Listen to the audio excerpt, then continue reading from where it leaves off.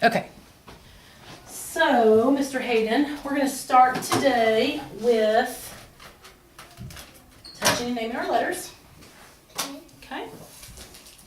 Do I need to start now? Mm-hmm. A, B, C, D, E, F, G, H, I, J, K, L, M, N, O, P, Q, R, S, T, U, V, W, X, Y, Z. Excellent.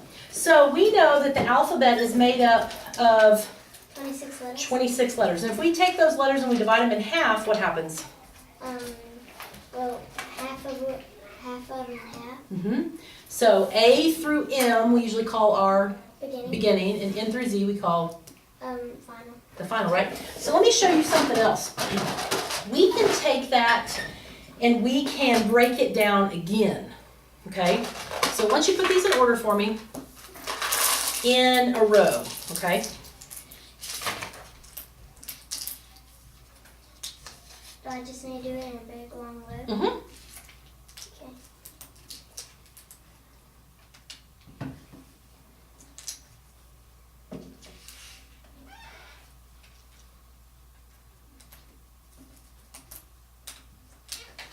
While you're doing that, I'm gonna grab something, okay?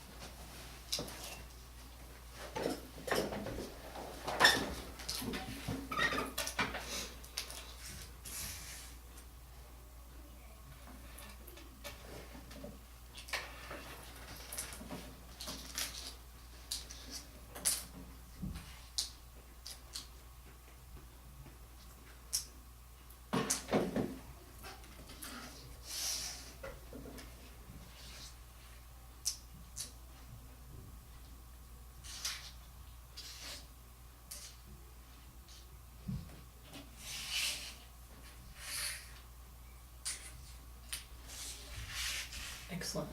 So how many quarters are there in a dollar? 4. 4, okay. So if we use a word quartile, how many do you think that would be? A half? Half? So quarter means 4, quartile means 4. Okay, so we're going to break the alphabet up into 4 pieces. So we know that we can do it into 2, right? Mm-hmm. The beginning, before and after, right? We're going to do it into 4 pieces. And the reason that we're going to do this is because when we use the dictionary, we're going to look at it into 4 parts. Now, when you break up, if we just went letter by letter and like divided, then it wouldn't necessarily match the dictionary, because the way that the dictionary works, some letters have more words than others, right? There's not very many Q words, is there? So if I take the dictionary and I divide it kind of in half, where should I land? Probably between M and N, right? So I'm pretty close. So here's M, and then here's N here. So here's the divide. Now what happens if I do this again and I divide it in half again? Divide that in half again and see where we land. So here, let me grab a sticky note here. And then where do we land over here? D. D, right? Okay. So let's do that again. Let's do that procedure again over on the second half of the alphabet.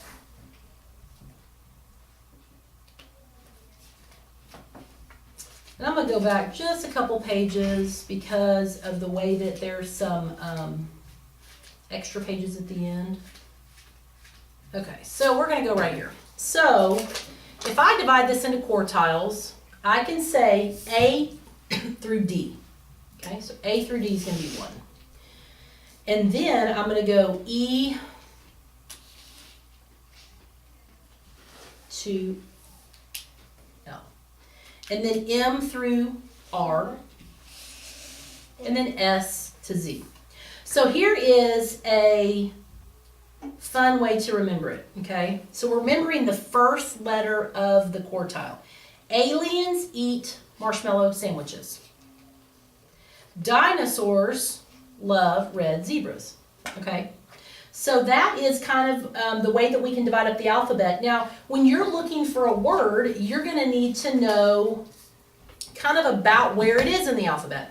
Because if I just have a big old dictionary and I'm trying to find whatever word, and I don't even know where to begin, it gets really frustrating. So if I at least know, okay, I'm going to look in the, see how we've got 4 sections marked here, right? If I know to look in the first section, that's going to help me to get it a little bit closer to where I need to be. So here's what we're going to do. I'm going to help you, of course, and we're going to look up some words in the dictionary and mark down what quartile it's found in and then what page we found the word on. So let's do the quartiles first because that's going to be easier, right? So what's the first letter of this word? D. So what quartile is it going to be in? We're going to call these 1, 2, 3, 4. 1. So write a 1 right there. How about this word? G. Quartile. Second. 2 or second. Then V. The last. How many are there? 4. Then B.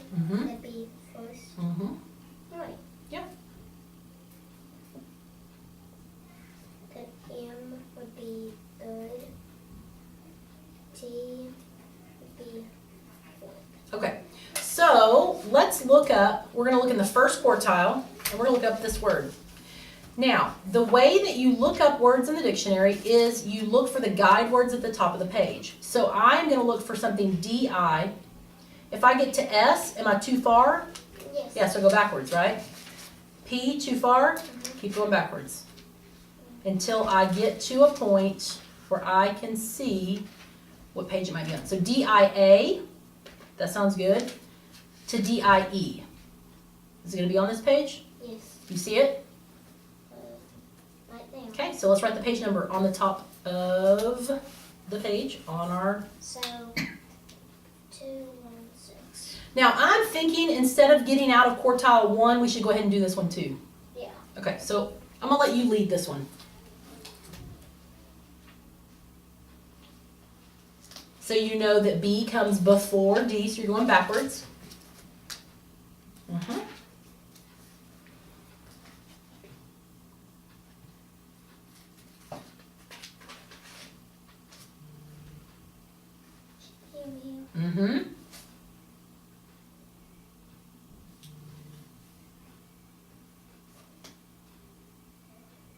Found it.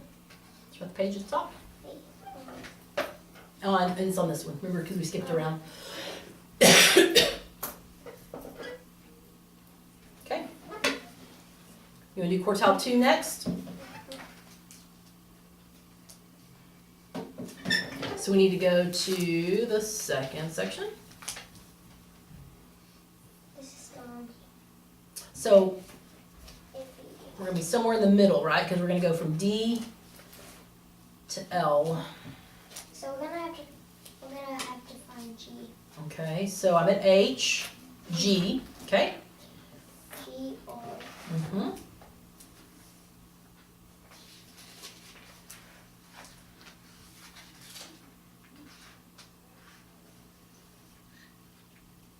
G or I. So E, keep going, right? I comes after E. Are you too far? O. Let's go back a page. Right here. G or I. S. So we need to go back, don't we? G, R, I. It should be on this page.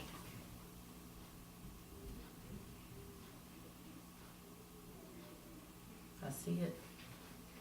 I do. Boom, found it. 3, 4, 2. Okay. So do you understand the process of how we do that? Yes. And what's the reason that we use a dictionary? So, like, if you're trying to spell something, you actually know how to spell it. Right. It also gives us a definition, and it tells us what part of speech it is too. Have you ever looked at a dictionary and seen the words like that come after it in parentheses? Yeah. You didn't know what that meant before, did you? No. Do you know what it means now? Look, it has a macron, and a macron means the vowel's long, right? So, do you see any breves anywhere? There's a macron. I'm curious.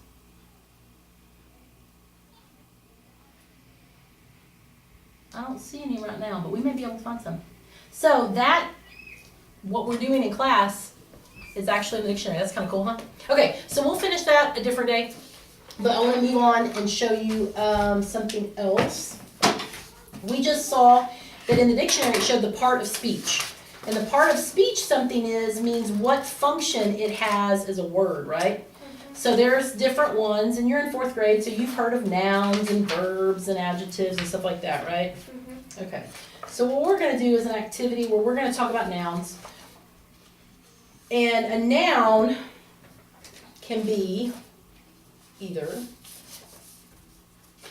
a place, a person, an idea, or a thing, or an animal. So when I say idea, an idea is not something that you can hold or touch, but it's something, it's a thing like love or friendship, kindness. You can hold a kindness coin, but you can't really like touch kindness, but it is a noun. Okay? So in this envelope, you will find some words, and we're going to read them, and we're going to figure out which heading they go with. Okay, I'm going to put these up. And if you need help reading the word, let me know, because... Boy. Yeah. So what's that one go with? A pussy. Excellent. Bravery. An idea. Yeah. You can't really touch it or feel it, but it's something. A fish. That's an animal. Mm-hmm. Crow. Crowd. I mean cloud. Mm-hmm. That's a place. Well, it can be at a place. Right. So It's what pretty much is a thing. crowd? But what is it made up of? Person. People, right. Country. That is a place. Mm-hmm. Cub. Mhm. That's an animal. Mm-hmm. Hunger. That's kind of like a thing. You can feel it, huh? In your body. What do you think that is? Cricket. Ticket. Ticket. That's a thing. Mm-hmm. Juice.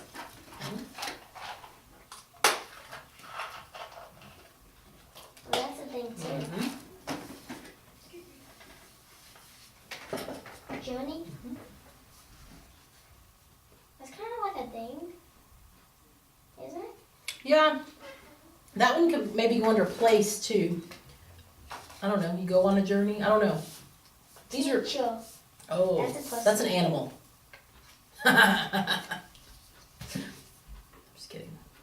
Because teachers, can be like. Lake. Mhm. That's a place. Mm-hmm. Continent. That's a thing. No, that's a place. Mm-hmm. What continent are we on? In North America. Excellent. Dog. That's an animal. Mm-hmm. Desert. Place. Mm-hmm. Excellent.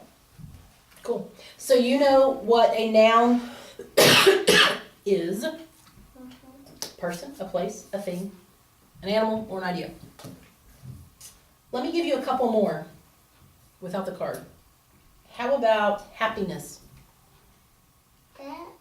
That's a thing. No, that's an idea. An idea. How about a committee? I think that it sounds like a place. It's a group of people. It's like a crowd, a committee The dance committee decided that the theme should be Under the Starry Night or whatever goofy dance theme that we can look that up. Okay, cool. So, let's put those back. Can you give me one example, another example of a person?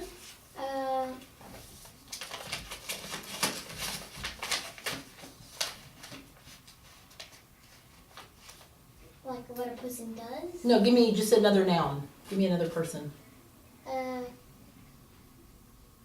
Mob. Think? Hunger. Your mind? So what do you think about? Like maybe like an idea might be fear or... Playing with your friends. Okay, so what does playing with your friends bring you? What do you mean what it brings? How do you feel? Idea is like a feeling. So like Good. happiness, goodness, right? Place? My house. Animal? My snake. Oh, Lily. Lily, your snake. How big is she now? Not too big. That is the strangest birthday present I think I've ever heard of, though. I've never heard of anybody getting a snake for their birthday. You're the only person that's ever... That's cool, though. It's what you wanted, right? Okay, we're going to talk about a book called Dr. DeSoto. And Dr. DeSoto is a dentist. Okay? So what do dentists do?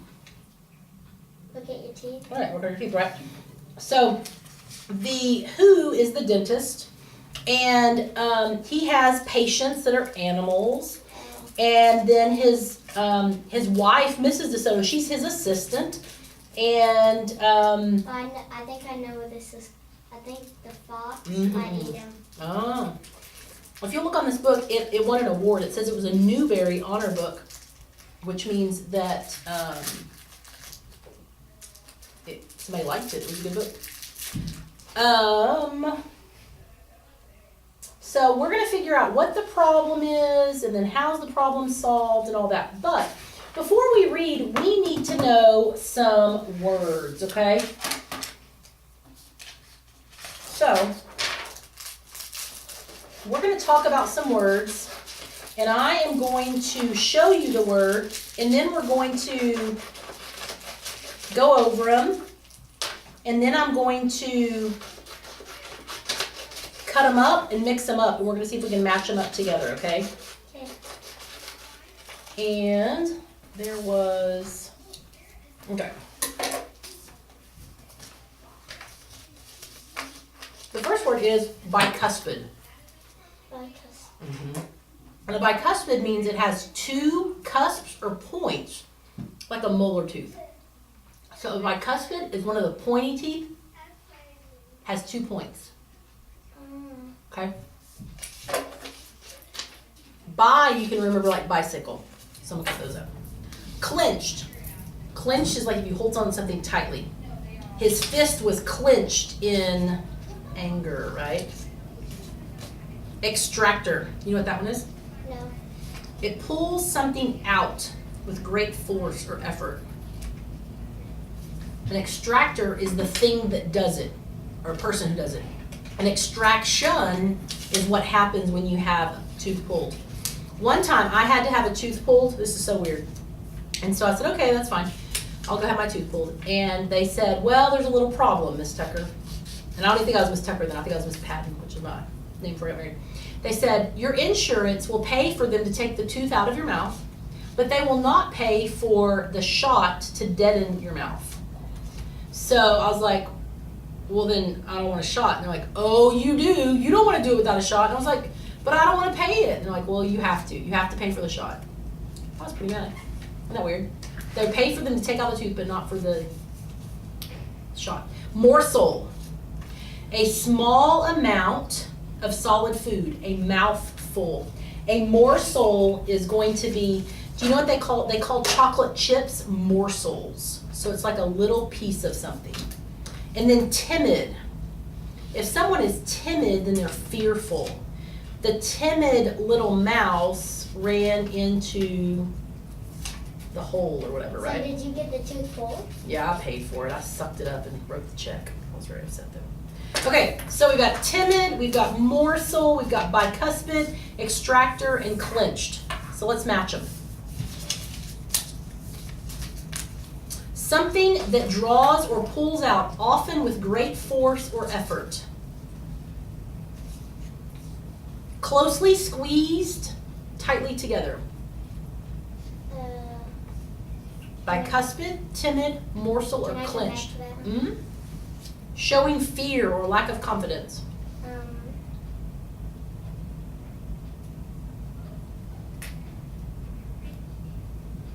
What is this one? Clenched, timid. A small amount of solid food, a mouthful. Clenched, No. bicuspid, or morsel. Muscle. Having two cusps or points, especially a molar tooth. Uh-huh. And then clenched is going to be closed. I should have just known this. Because my cutting is that bad, you can match them up that way. Okay. Oh, I can. I don't think so. So let's take a look at this book and see what the problem is, okay? Dr. DeSoto by William Steig. Dr. DeSoto, the dentist, did very good work. So he had no end of patients. Those close to his own size, moles, chipmunks, etc., sat in the regular dentist chair. Large animals sat on the floor while Dr. DeSoto stood on a ladder. Oh, I'm sorry. Yeah, that's right. So the pig, he's on a ladder. For extra large animals, Dr. DeSoto had a special room. There, Dr. DeSoto hoisted up to the patient's mouth by his assistant, who also happened to be his wife. So look at this pulley system he's got going on here. Mm-hmm. What kind of animal is the patient this time? Horse. Yeah. Something like that. A donkey, maybe? Dr. DeSoto was especially popular with the big animals. He was able to work inside their mouth, wearing rubbers to keep his feet dry, and his fingers were so delicate and his drill so dainty they could hardly feel any pain. Dr. DeSoto, dentist. Cats and other dangerous animals not accepted for treatment. So a cow's not going to be very dangerous, and a horse is very dangerous to a mouse, right? But cat's problem.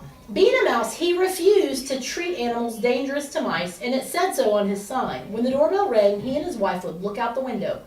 They wouldn't admit even the most timid-looking cat. One day, when they looked out, they saw a well-dressed fox with a flannel bandage around his jaw. "I cannot treat you, sir," Dr. DeSoto shouted. "Sir, haven't you read my sign?" "Please," the fox wailed, "have mercy, I'm suffering." And he wept so bitterly, it was pitiful to see. You know what wept means? No. He cried. "Let's risk it." Oh, I'm sorry, I missed this part here. "Just a moment," said Dr. DeSoto. "That poor fox," he whispered to his wife. "What shall we do?" "Well, let's risk it," said Mrs. DeSoto. She pressed the buzzer and let the fox in. What you think? Oh no.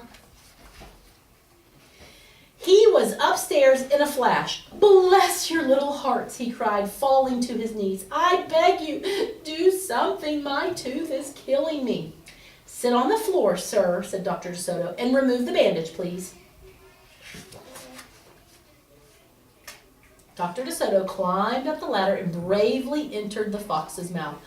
"Oh, wow," he gasped. The fox had a rotten bicuspid and unusually bad breath. Do you see the rotten one? Yeah.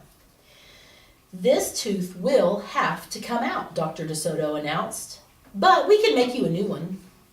"Just stop the pain," whimpered the fox, wiping some tears away. Despite his misery, he realized he had a tasty little morsel in his mouth, and his jaw began to quiver. Do you know what quiver means?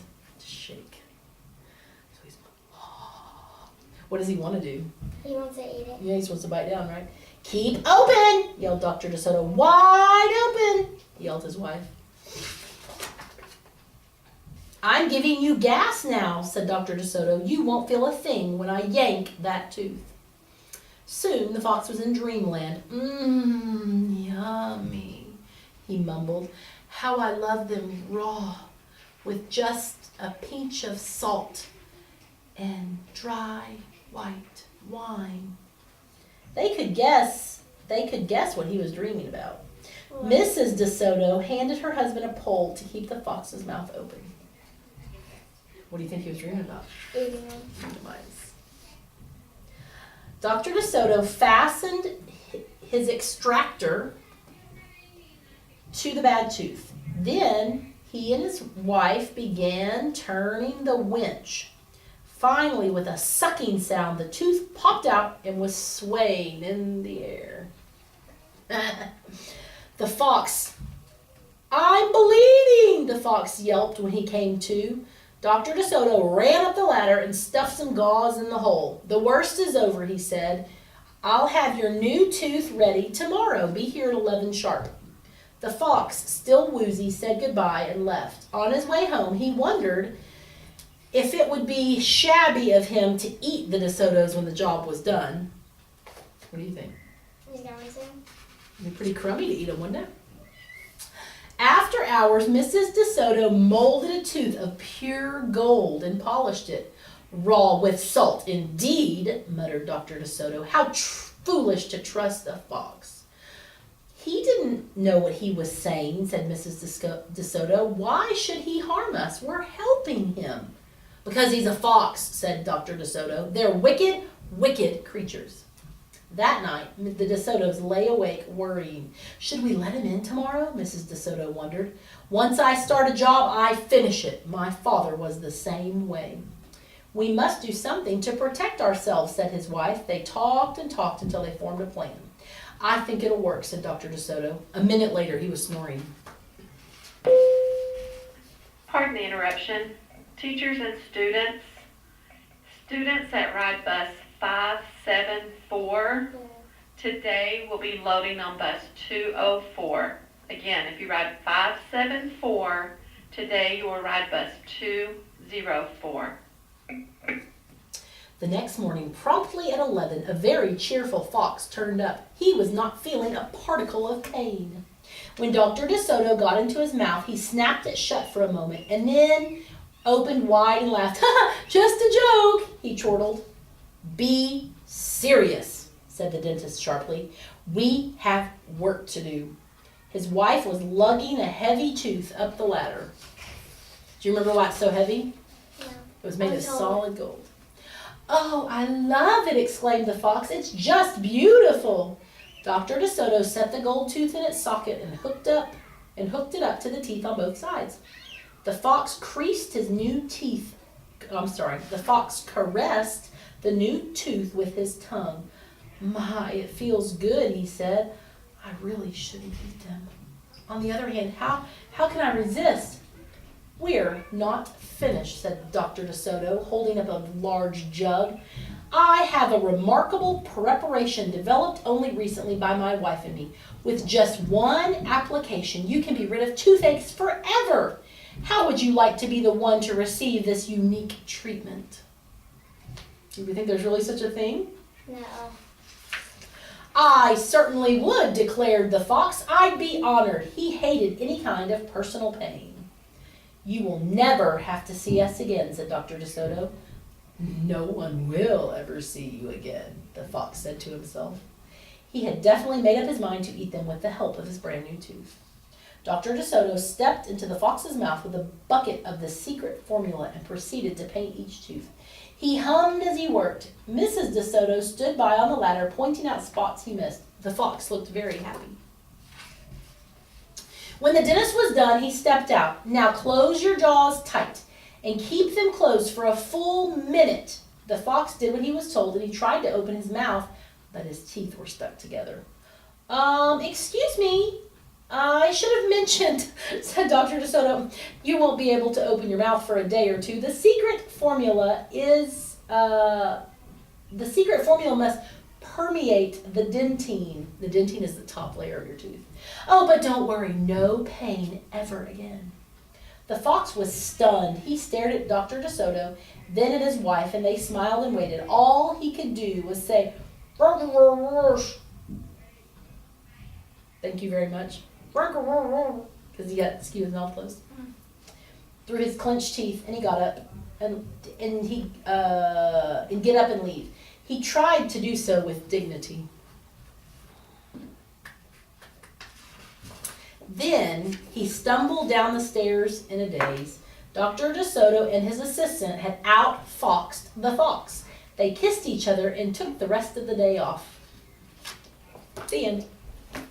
So, Dr. DeSoto used a secret formula to outwit the fox. Do you think that, okay, so first of all, what was the problem? Well, the fox had a bad tooth, but he wanted to eat them too. Mm-hmm. So why is that a problem? The mice wanted to help him, Yeah. but they were kind of afraid to because they was afraid he was going to eat them. So it'd be a problem if they got eaten, right? Yeah. Dr. DeSoto and his wife outwitted him. They said that outfoxed a fox. What does it mean by outfoxed? What do foxes have a reputation for? Tricky. Yeah, for trickery, right? So they glued his teeth together.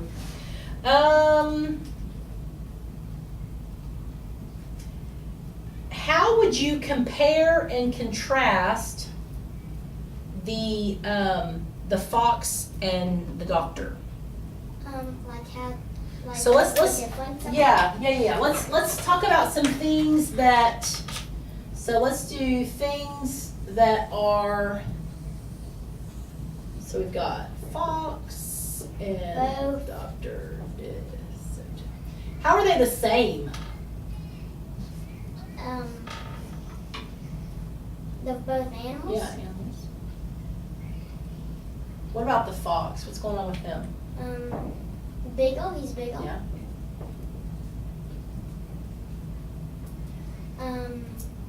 More things about the fox. Yeah, or the Dr. Soda. You can tell me the way. And the doctor is small. Yeah. How about their like their personality or their character? They're different. Yeah. What does the doctor want to do? The doctor kind of wants to help, Yeah. but the fox wants help, but he wants to eat them. Right. So he's kind of like conflicted, right? He Yeah. wants to help. Do you have anything else that's the same about them? It's hard one, huh? So in this instance, were they both clever? Yeah. Yeah. Because Dr. Soto was clever by using the glue, and the fox was clever by Trying to eat them. trying to eat them. Oh, I'll just have you step on in here into my mouth, and it didn't work. Very cool. Excellent, excellent. Do you remember? So let's think about what we talked about earlier. If we go through this book and we talk about some of the nouns in the book, what was the place in the book? The doctor's office. Right? Who are the people? The fox and Dr. whoever DeSoto. And yeah, and then his wife, and his wife. Mrs. DeSoto. They are people and they're also animals, so those categories are combined. Were there any ideas in this book? What do you mean? So like cleverness, Yeah, there was some. trickery, Mhm. hunger, Mhm. pain is an idea, right? Are there any, what was the other category? Person, place, thing. How about some things? What would be an important thing in the book? The glue. The glue, absolutely. That's an important thing. The doctor. The doctor. The fox. Yeah, and those are the animals. Was that gold tooth important? Yes. Yes. and the bad tooth. How this was kind of this was my favorite part right here. And I know it's gross because it has blood off of it. But this winch that they used to crank, pull it out. I thought that was pretty cool. So that winch was a thing as well. Very cool. Okay, sir, let's review our new thing we learned about quartiles. The quartiles for the alphabet. Aliens eat marshmallow sandwiches can divide the dictionary into how many parts? 4. 4 parts. Awesome. We're done. Lord, We're done. why can